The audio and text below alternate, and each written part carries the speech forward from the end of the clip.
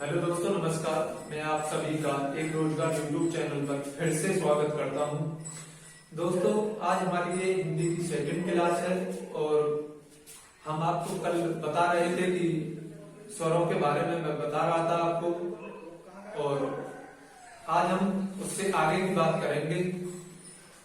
और देर न करते हुए हम आगे अपने टॉपिक को लेकर चलते हैं। वर्णमाला की ये सेकंड क्लास है और फर्स्ट क्लास यूट्यूब पर अपलोड कर दी गई है, आप उसको देख लेंगे।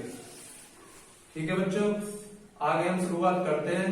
कल मैं आपको बता रहा था कि स्वरों की कुल संख्या 11 है और उससे आज हम बात करेंगे स्वरों का वर्गीकरण। तो हम दोस्तों आगे चलते हैं अपने टॉपिक पर। मैंने यहाँ लिख दिया है आपके लिए स्वरों की संख्या 11 है और स्वर कौन कौन से होते हैं ये आप देख लीजिए। और मैंने कल आपको वीडियो में बता दिया है कि स्वर कौन कौन से होते हैं। ए, आ, ई, ऐ, बड़ी ई, ए, ऐ, उ, बड़ा उ, री, ओ, औ। ये हमारे 11 स्वर होते हैं और हम आज इससे आगे की बात करते हैं स्वरों का वर्गीकरण। स्वरों का वर्गीकरण। स्वरों का वर्गीकरण किस प्रकार से किया गया है हम आपको बताएंगे। स्वरों का वर्गीकरण। स्वरों का वर्गीकरण सबसे पहले बात करते हैं मात्रा के आधार पर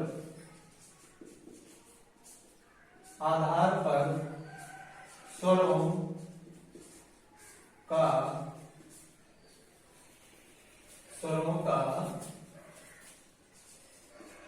वर्गीकरण। मात्रा के आधार पर स्वरों का वर्गीकरण। तो दोस्तों, हम मात्रा के आधार पर स्वरों को 3 भागों में बांट सकते हैं। और वो कौन कौन से भाग हैं जरा देखिए।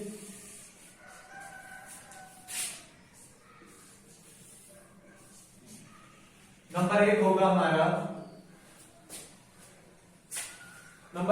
हमारा दोस्तों ह्रस्व स्वर या लघु स्वर, या ह्रस्व स्वर या लघु स्वर या छोटे स्वर या एक मात्रिक स्वर। एक मात्रिक स्वर। अब हम नंबर 2 में बात करेंगे दोस्तों। नंबर 2 में हम बात करेंगे दीर्घ स्वर। दीर्घ स्वर या इसे हम क्या बोल सकते हैं, और इसको छोटा स्वर तो इसे बड़ा स्वर, बड़ा स्वर। और क्या बोल सकते हैं इसको हम द्विमात्रिक स्वर। द्विमात्रिक स्वर। और अब हम तीसरे स्वर की बात करते हैं, तो वो कौन सा होता है? प्लुत स्वर। प्लुत स्वर। ठीक है दोस्तों, प्लुत स्वर। अब हम ह्रस्व स्वर में बात करते हैं, लघु स्वर, छोटा स्वर में कौन कौन से स्वर होते हैं जो हमारे ह्रस्व स्वर कहलाते हैं। वो कौन कौन से होते हैं? ए, ई, उ और री। ये हमारे दोस्तों ये लघु स्वर कहलाते हैं। और अब हम आगे बात करेंगे दीर्घ स्वर के बारे में कि दीर्घ स्वर कौन कौन से होते हैं। तो ये होते हैं दोस्तों आ, ई, उ, ए, ऐ, ओ, औ। ये हमारे होते हैं दीर्घ स्वर और प्लुप्त स्वर। हम बात करेंगे प्लुप्त स्वर की। प्लुप्त स्वर क्या होते हैं? प्लुप्त स्वर स्वर का हिंदी में कोई प्रयोग नहीं किया जाता, बल्कि प्लुत स्वर का संस्कृत में यूज किया जाता है कि प्लुत स्वर क्या होते हैं। जैसे मैं एक वर्ड लिखता हूं ओम, ओम जो कहते हैं वे स्वर जिनका वर्तमान हिंदी में उपयोग नहीं किया जाता बल्कि संस्कृत में उपयोग किया जाता है, उन्हें प्लुत स्वर कहते हैं। वे स्वर, प्लुत स्वर किस क्या होते हैं, कौन होते हैं प्लुत स्वर? वे स्वर जिनका वर्तमान हिंदी में उपयोग नहीं किया जाता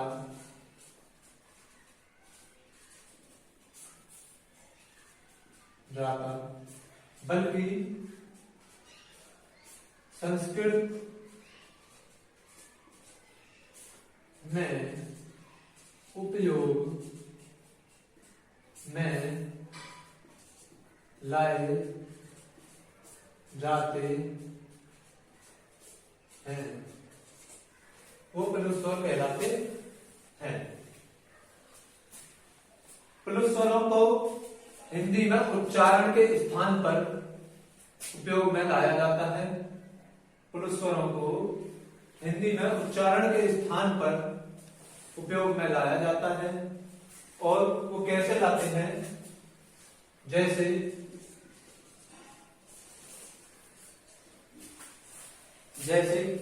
मैं कोई वर्ड अक्षर बोलता हूं ओ, जो मेरे द्वारा ये खींचा गया ओ, जो स्वरों को खींचा जाता है उसे ही हम प्लुत स्वर कहते हैं। ह्रस्व स्वर से इसमें तिगुना समय लगता है बोलने में। ह्रस्व स्वर से प्लुत स्वर में को बोलने में तिगुना समय लगता है। तो कौन कौन से होते हैं? ओम, वैसे राम,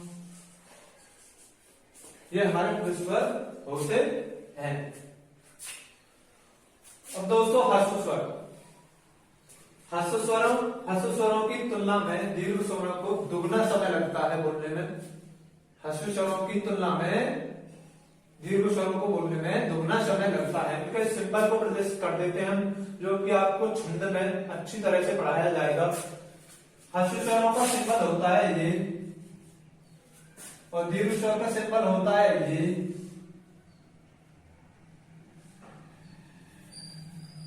एक मिनट,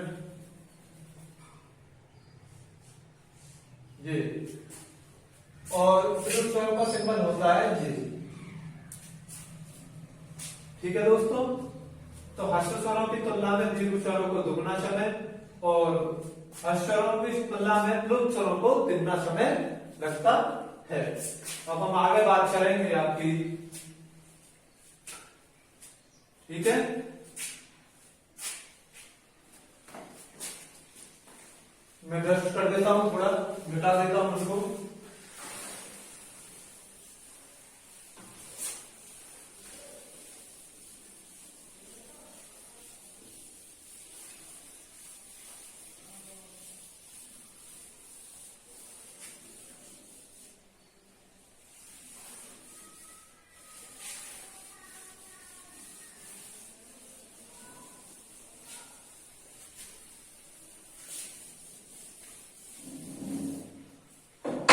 बात करते हैं दोस्तों ह्रस्व स्वर। ह्रस्व स्वरों को ही ह्रस्व स्वर या मूल स्वर, ह्रस्व स्वर या मूल स्वर कौन से होते हैं? तो ये होते हैं हमारे दोस्तों ह्रस्व स्वर होते हैं ह्रस्व स्वर या मूल स्वर। ह्रस्व स्वरों को ही मूल स्वर कहा जाता है। ह्रस्व स्वरों को ही मूल स्वर कहा जाता है। कौन कौन से होते हैं? ई, छोटा ऊ और री, ऋषि। ठीक है दोस्तों, अब बात आती है कि मूल स्वरों की संख्या कितनी होती है। तो मूल स्वरों की संख्या कितनी होती है?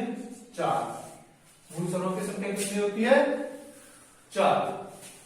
अब बात आगे करेंगे हम दीर्घ स्वर। स्वर।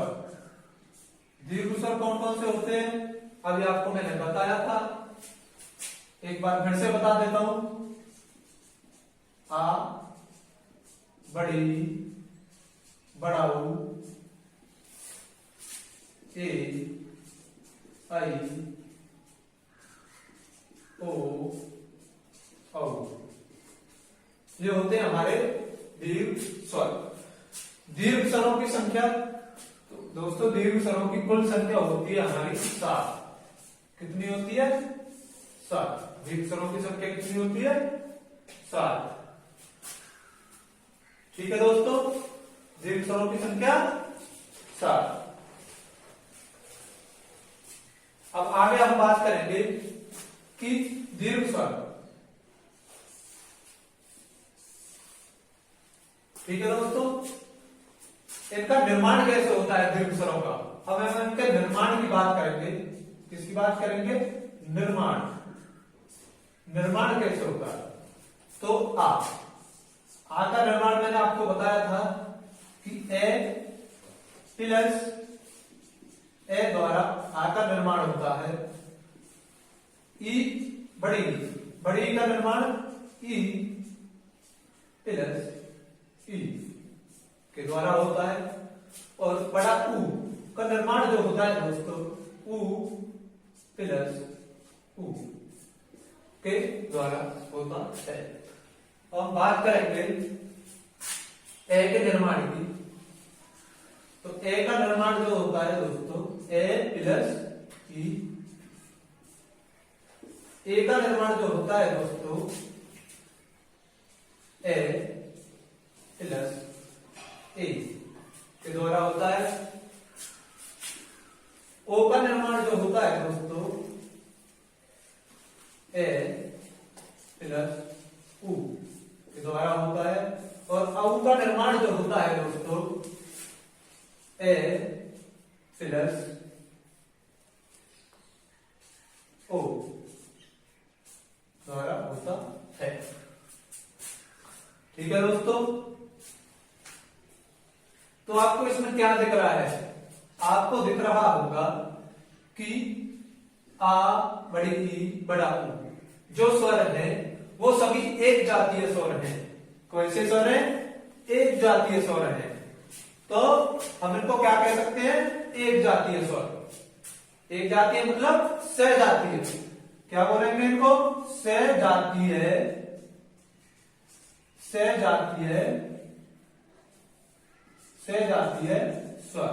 और सहजातीय स्वर कौन कौन से होते हैं? तो होते हैं दोस्तों आ, बड़ी, बड़ा, ऊ। ये हमारे कौन कौन से हुए? सहजातीय स्वर। एक क्वेश्चन और बनता है तो कि सहजातीय स्वरों की कुल संख्या कितनी होती है? तो सहजातीय स्वरों की कुल संख्या, सहजातीय स्वरों की कुल संख्या कितनी होती है दोस्तों? तो कितनी है? 3। ठीक है दोस्तों, तो हम बात करेंगे आगे की।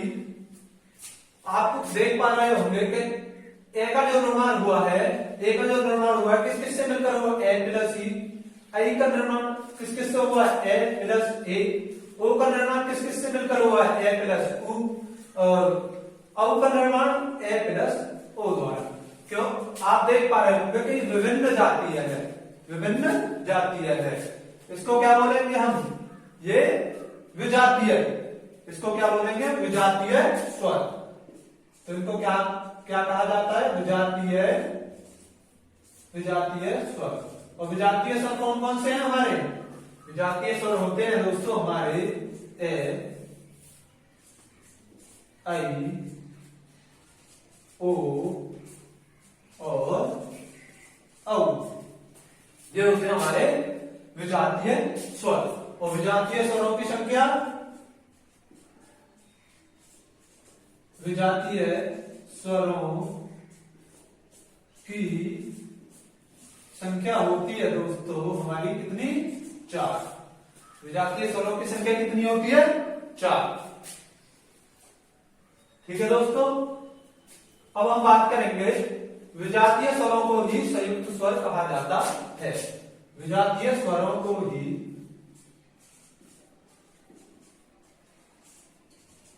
विजातीय स्वरों को ही क्या कहते हैं दोस्तों? संयुक्त स्वर। विजातीय स्वरों को ही क्या कहते हैं? संयुक्त स्वर कहते हैं। विजातीय स्वरों को ही संयुक्त स्वर कहते हैं। और संयुक्त स्वर कौन कौन से होते हैं? संयुक्त स्वर कौन कौन से होते हैं? तो संयुक्त स्वर हम आपको बताते हैं कि संयुक्त स्वर कौन कौन से होते हैं। तो संयुक्त स्वर होते हैं हमारे, संयुक्त स्वर किसे कहते हैं? संयुक्त स्वर कैसे हैं? जो दो के संयोग से, जो दो के संयोग से बने हों, उन्हें संयुक्त स्वर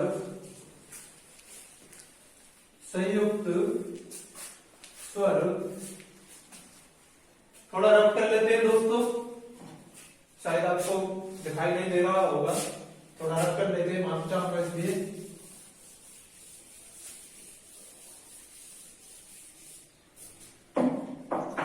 जो दो के संयोग से बने हैं उन्हें क्या कहते हैं? संयुक्त स्वर कहते हैं। क्या कहते हैं? संयुक्त स्वर कहते हैं। संयुक्त स्वर कौन कौन से होते हैं?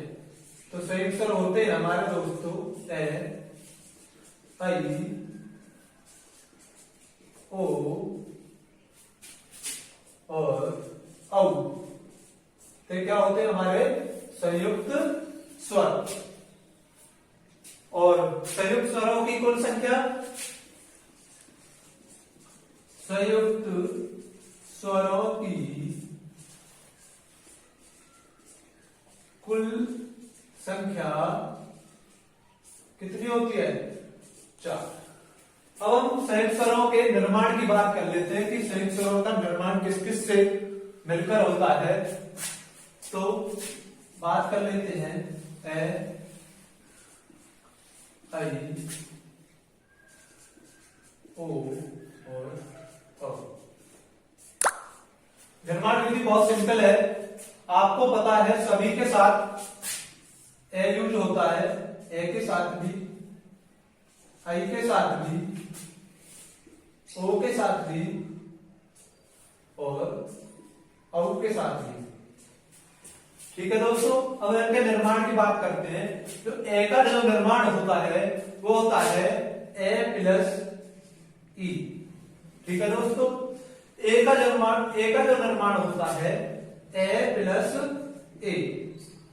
ठीक है दोस्तों, तो ओ का जो निर्माण होगा ए प्लस इससे मिलकर होगा ओ, और औ का जो निर्माण होगा ए प्लस इससे मिलकर होगा ओ। तो इनके निर्माण की बात हो गई। हम आगे बात करेंगे, रफ कर लेते हैं दोस्तों इसको।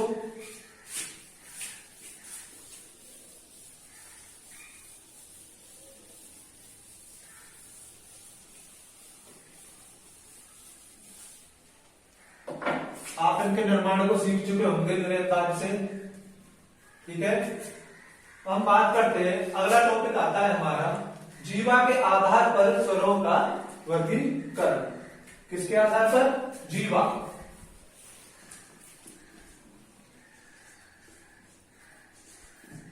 जीवा यानी जीव के आधार पर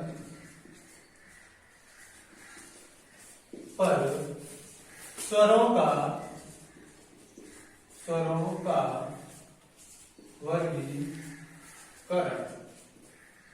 जीवा के आधार पर स्वरों का वर्गीकरण। ठीक है दोस्तों, जीवा के आधार पर स्वरों का वर्गीकरण। जीवा के आधार पर भी स्वरों को 3 भागों में बांटा गया है। कितने भागों में बांटा गया है? 3 भागों में बांटा गया है। और वे कौन कौन से भाग होते हैं? ये होते हैं दोस्तों नंबर 1 की बात करूं मैं तो होता है अग्रस्वर, अग्रस्वर। नंबर 2 बात करूं मैं दोस्तों मध्य स्वर, मध्य स्वर। और नंबर 3 बात करूं मैं दोस्तों तो ये होता है हमारा पश्च स्वर। पश्च स्वर की बात कर रहे होंगे नंबर 3 पर। ठीक है दोस्तों, अग्रस्वर, अग्रस्वर में जो जो आते हैं स्वर वो कौन कौन से स्वर होते हैं जो हमारे अग्रभाग से बोले जाते हैं, वो कौन कौन से स्वर होते हैं जो अग्रभाग द्वारा, जीव के अग्रभाग द्वारा बोले जाते हैं, वो कौन कौन से स्वर होते हैं। तो वो स्वर होते हैं दोस्तों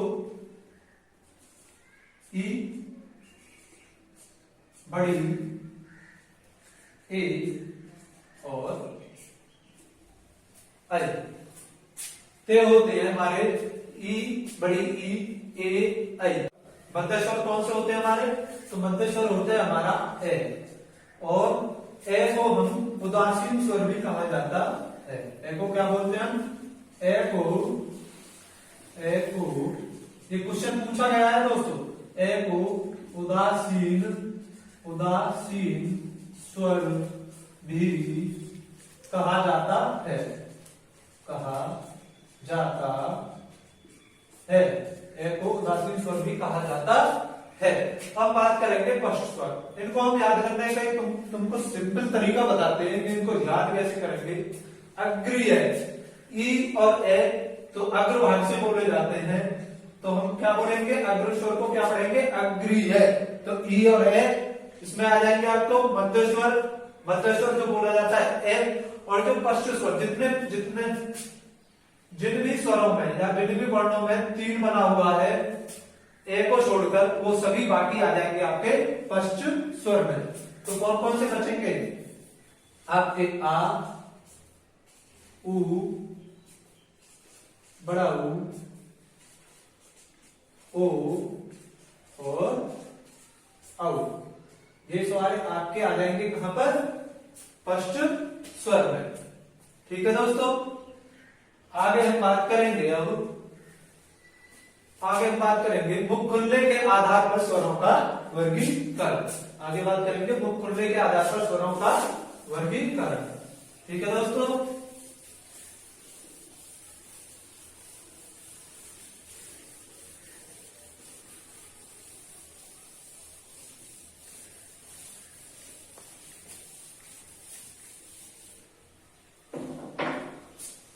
किसके आधार पर, मुख खुलने के आधार पर।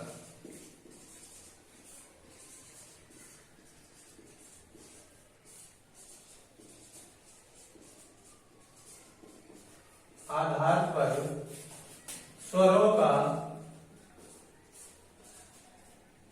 वर्गीकरण।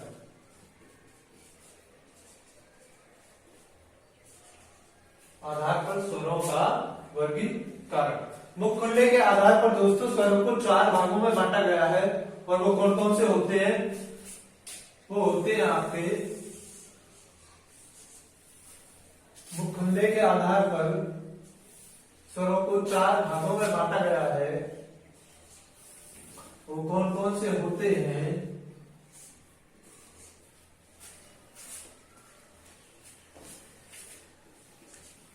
कितने भागों में बांटा गया है, 4 भागों में बांटा गया है। तो हम बात करेंगे फर्स्ट की, हम बात करेंगे कौन सा होता है, फर्स्ट होता है विव्रत स्वर। कौन सा, विव्रत स्वर, विव्रत स्वर। कौन सा होता है, विव्रत स्वर। दूसरा होता है अर्ध विव्रत स्वर। कौन सा होता है दूसरा, अर्ध विव्रत स्वर, अर्ध विव्रत स्वर। तीसरा होता है दोस्तों संवृत स्वर।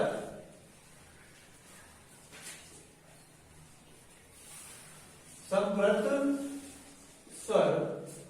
और जो हमारा 4 नंबर होता है होता है अर्ध संवृत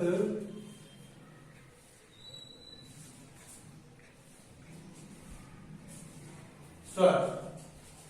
अर्धसंवृत स्वर ये कौन कौन से होते हैं, इनके बारे में जरा हम जान लेते हैं। ये कौन कौन से होते हैं। विवृत स्वर किसे कहा जाता है? विवृत स्वर उसे कहा जाता है जिसमें मुख पूरा खुले। विवृत स्वर किसे कहा जाता है दोस्तों? जिसमें मुख पूरा खुले, यानी मुख पूरा खुले, जिसमें मुख पूरा खुला हो,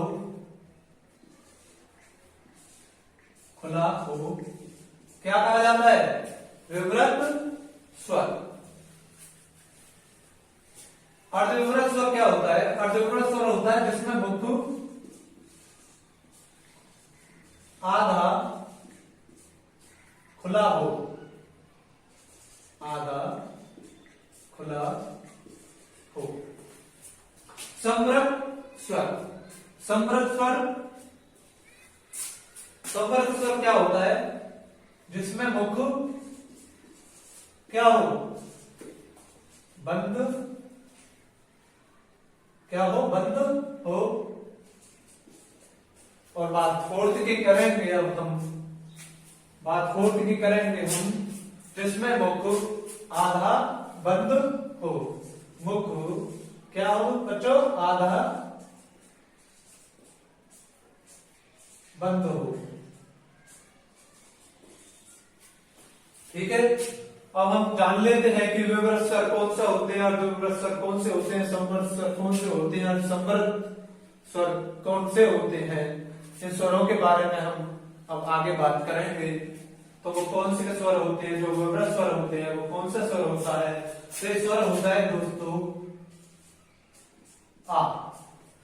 और आ का निर्माण कैसे बताया था मैंने आपको?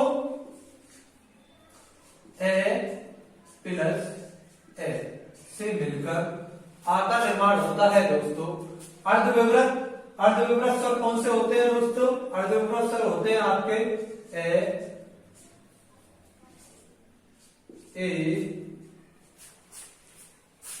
और कौन से? ओ। ठीक है दोस्तों, अब बात करेंगे हम समविवृत स्वर। समविवृत स्वर यानी कि मुख पूरा बंद हो, न हो मुख बंद हो, पूरा बंद नहीं हो, मतलब बंद हो, पूरा खुला नहीं हो। तो बात करेंगे इसमें ई बड़ी ऊ बड़ा ऊ। ठीक है, समविवृत स्वर में आपके ये आते हैं। और अर्ध समविवृत स्वर में जिसमें आपको बताया गया है कि मुख आधा बंद हो, तो इसमें जो स्वर आते हैं वो है आपके ए और ओ। ठीक है, अब बात करेंगे हम दोस्तों, ये हमारा मुख खुलने के आधार पर स्वरों का वर्गीकरण पूरा हो चुका है। और हम बात करेंगे आपको आगे कुल वर्ण के बारे में। तो भाई लोग कुल वर्ण होते हैं, कितने होते हैं? 52। ठीक है भाइयों, कुल वर्णों की संख्या कितनी होती है? 52। लिखित आधार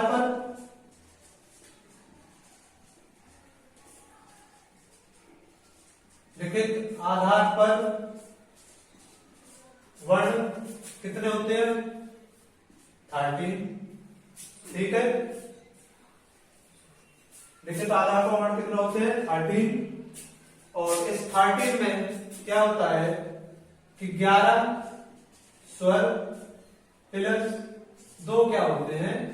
अयोग वाह है। क्या होते हैं? 2 अयोग वाह है। प्लस 33 होते हैं हमारे व्यंजन। 33 क्या होते हैं? व्यंजन। और 4 होते हैं चार क्या होते हैं? प्लस चार होते हैं हमारे संयुक्त व्यंजन। क्या होते हैं? संयुक्त व्यंजन। क्या होते हैं? चार संयुक्त व्यंजन। ठीक है दोस्तों। और दो क्या होते हैं हमारे? दो होते हैं दोस्तों हमारे, क्या बोलते हैं ना दो को? इनको कहा जाता है उक्षिप्त व्यंजन। उक्षिप्त व्यंजन क्या होते हैं? उक्षिप्त व्यंजन। अब इनका आप इनका योग करते हैं तो इनकी टोटल संख्या होती है 52। ठीक है दोस्तों। इनका टोटल योग करते हैं 4 और 2 6 और 2 8, 11 8 19, 19 और 33 होते हैं आपको दोस्तों 52। 19 प्लस 33 होते हैं आपको 52। तो कुल वर्ण आ गए हमारे 52। ठीक है दोस्तों। और ये उक्षिप्त व्यंजन दो कौन कौन से होते हैं मैं आपको इस बात कल भी बताया था और आज भी बता देता हूं। ये होते हैं हमारे ड और ढ। ठीक है। इन जो बिंदी हमने लगा रखी है ड और ढ के नीचे, इस बिंदी को क्या कहते हैं? हम इनको भी बोलते हैं हम ताड़नजात। क्या बोलते हैं दोस्तों? क्या बोलते हैं? ढ की बिंदी को इसको क्या बोलते हैं?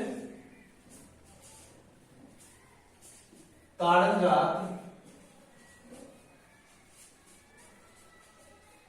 ताड़नजात या द्विगुण व्यंजन या उक्षिप्त व्यंजन भी कहा जाता है।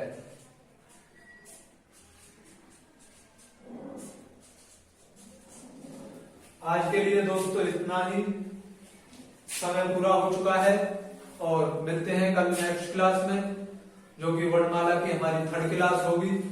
और चैनल को लाइक और सब्सक्राइब करना ना भूलें और अपने दोस्तों को इनवाइट करते रहें। जय हिंद दोस्तों।